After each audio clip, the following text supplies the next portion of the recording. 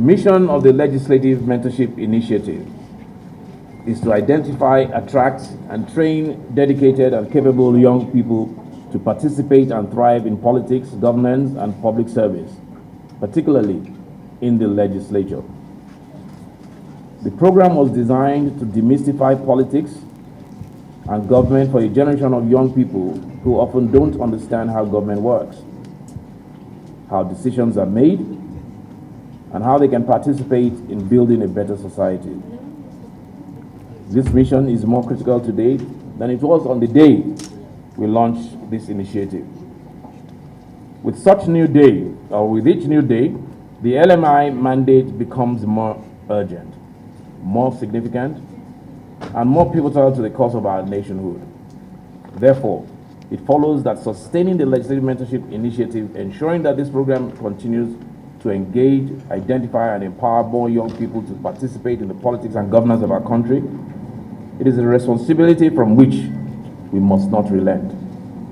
More than any other institution, the National Institute of Legislative and Democratic Studies has played a valuable and foremost role in developing the governing capacity of politicians and policymakers in Nigeria since the return to democracy in 1999. Through degree programs and short courses, capacity building events, research, and publications, the Institute has advanced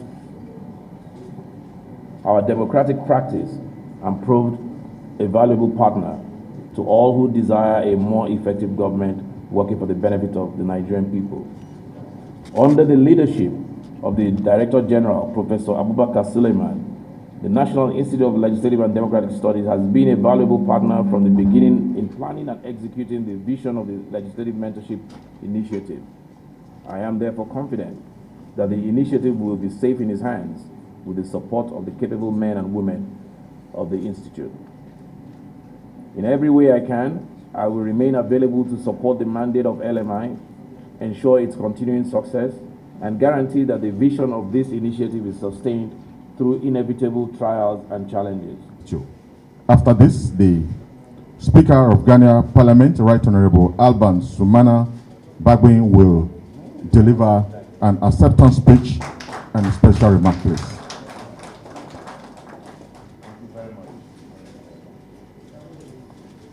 May I call on the Speaker of Ghana Parliament, Right Honorable Alban Sumana Bagbin.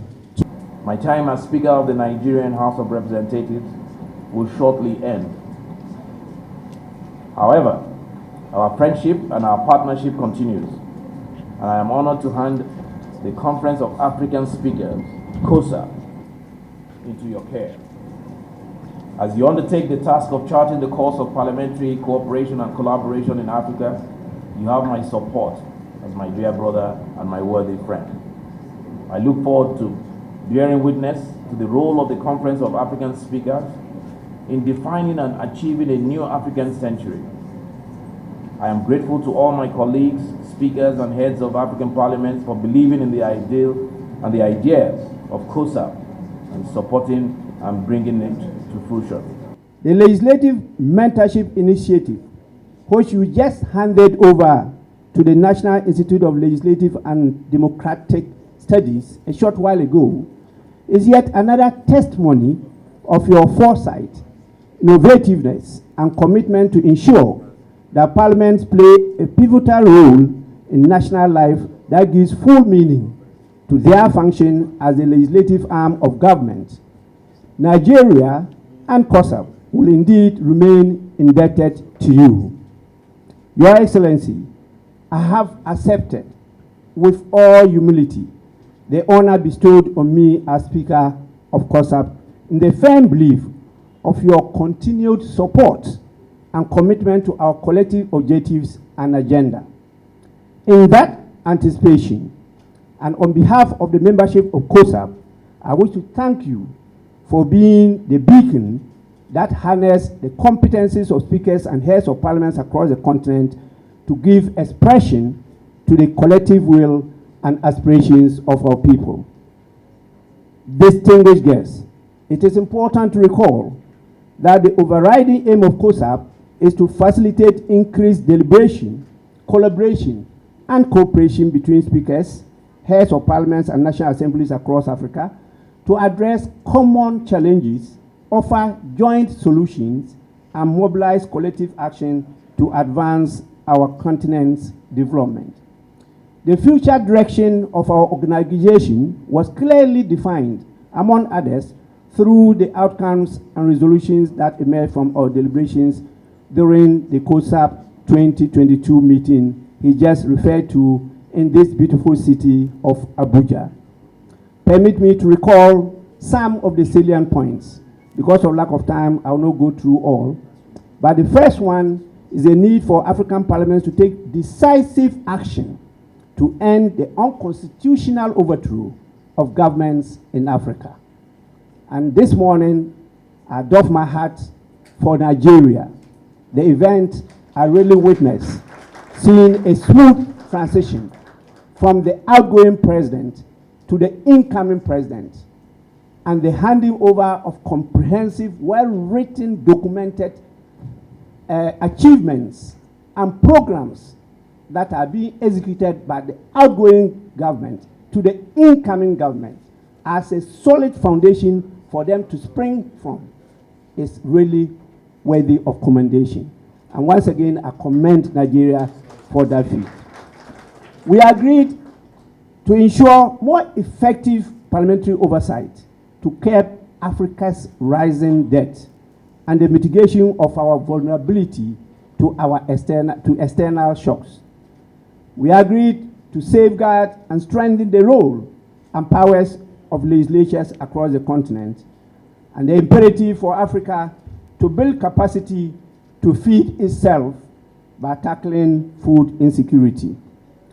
I also call how we urge parliaments to focus on inclusive budgeting and policy planning that address the needs of women, and I stress women, youth, and people living with disabilities, and ensure that they provide the same opportunities to all other citizens.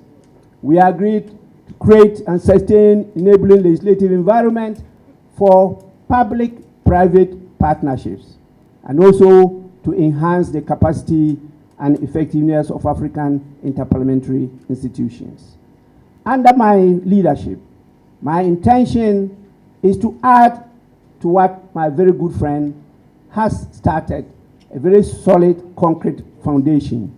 And I'm going to be guided to additionally add a few principles for our future collective action.